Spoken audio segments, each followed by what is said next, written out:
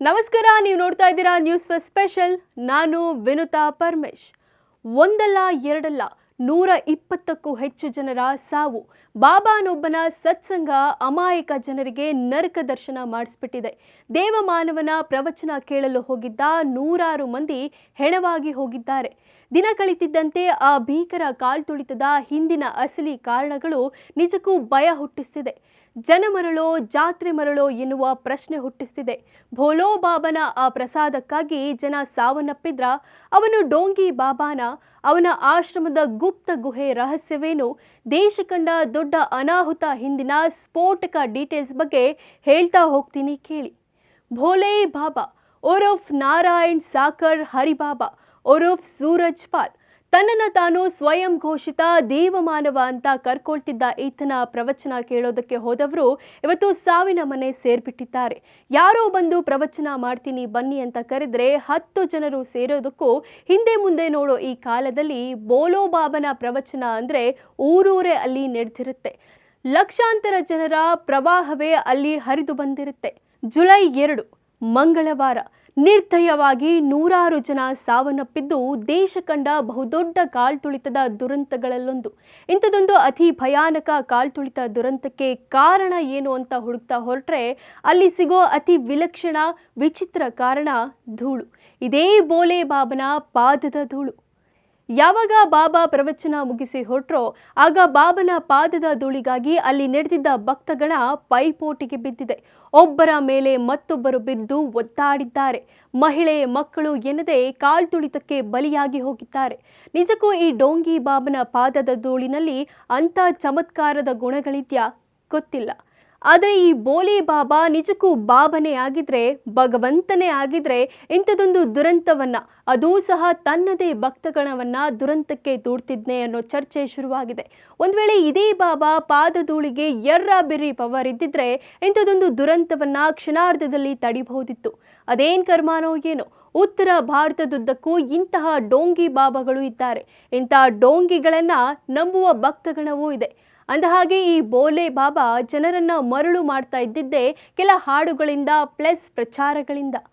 ಜನ ಕಾಯುವ ಜಗದೀಶ, ಕಷ್ಟಗಳನ್ನ ದೂರ ಮಾಡುವ ಕಷ್ಟ ನಿವಾರಕ, ನಿನ್ನ ಪಾದ ಕಮಲಗಳನ್ನೇ ನಂಬ್ಕೊಂಡಿದ್ದೀನಿ ಅನ್ನೋ ಇಂಥ ಸಾಹಿತ್ಯದ ಮೂಲಕ, ವಿಡಿಯೋ ಸಾಂಗ್ಗಳ ಮೂಲಕ ಅತಿ ಮುಗ್ಧ ಬಡ ಜನರನ್ನ ಈ ಬೋಲೆ ಬಾಬಾ ನಂಬಿಸ್ತಿದ್ನಂತೆ.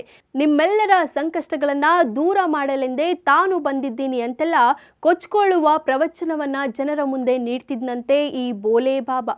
ಇನ್ನು ಸೂರಜ್ ಪಾಲ್ ಬಾಬಾ ಆಗೋಕ್ಕೂ ಮುಂಚೆ ಉತ್ತರ ಪ್ರದೇಶದ ಗುಪ್ತಚರ ಇಲಾಖೆಯಲ್ಲಿ ಪೊಲೀಸ್ ಅಧಿಕಾರಿಯಾಗಿದ್ದ. ಆ ಕಾಲಕ್ಕೆ ತಾನೇ ಮಾಡಿಕೊಂಡಿದ್ದ ತಪ್ಪಿನ ಕಾರಣಕ್ಕೆ ಇವನನ್ನ ಕೆಲಸದಿಂದ ಕಿತ್ತಾಕಿದ್ರು ಅನ್ನೋ ವರದಿ ಕೂಡ ಸದ್ಯ ಬೇಜಾನ್ ಸೌಂಡ್ ಮಾಡ್ತಿದೆ. ಹೀಗೆ ಕೆಲಸ ಕಳ್ಕೊಂಡಿದ್ದ ಈತ ಸದ್ದಿಲ್ಲದೆ ಬಾಬಾ ಆಗ್ಬಿಟ್ಟ. ಕೊನೆಗೆ ನಿಮ್ಮೆಲ್ಲರ ನೋವು ನಿವಾರಿಸಲು ದೇವರು ಸೂಚಿಸಿದ್ದಕ್ಕಾಗಿ ಸ್ವಯಂ ನಿವೃತ್ತಿ ಪಡೆದು ಬಂದಿದ್ದೀನಿ ಅಂತ ಹಸಿ ಹಸಿ ಸುಳ್ಳನ್ನ ಜನಕ್ಕೆ ಹೇಳೋಕಾರಂಭಿಸಿದ್ದ. ಇದನ್ನೇ ನೆಚ್ಕೊಂಡಿದ್ದ ಜನ ಇವರ ಪರಮ ಭಕ್ತರಾದ್ರು. ಇನ್ನು ಈ ಬಾಬಾನನ್ನ ಕೇವಲ ಜನಸಾಮಾನ್ಯರು ಮಾತ್ರವಲ್ಲ, ರಾಜಕಾರಣಿಗಳು ತುಂಬಾ ನಂಬ್ತಾರೆ. ಉತ್ತರ ಪ್ರದೇಶದ ಮಾಜಿ ಮುಖ್ಯಮಂತ್ರಿ, ಸಮಾಜವಾದಿ ಪಕ್ಷದ ವರಿಷ್ಠ ಅಖಿಲೇಶ್ ಯಾದವ್, ರಾಜಸ್ಥಾನದ ಹಾಲಿ ಉಪಮುಖ್ಯಮಂತ್ರಿ ಪ್ರೇಮ್ ಚಂದ್ ಬೈರ್ವಾ ಕೂಡ ಇವನ VIP ಭಕ್ತ ಎನ್ನಲಾಗಿದೆ. ಅಷ್ಟೇ ಅಲ್ಲ, ಈತನ ಆಶ್ರಮಗಳಿಗೆ ಉತ್ತರ ಪ್ರದೇಶ, ರಾಜಸ್ಥಾನ ಮತ್ತು ಮಧ್ಯಪ್ರದೇಶದ ಹಲವಾರು ಗಣ್ಯರು, ಪ್ರಭಾವಿ ರಾಜಕೀಯ ನಾಯಕರು ಭೇಟಿ ಕೊಡ್ತಾರೆ.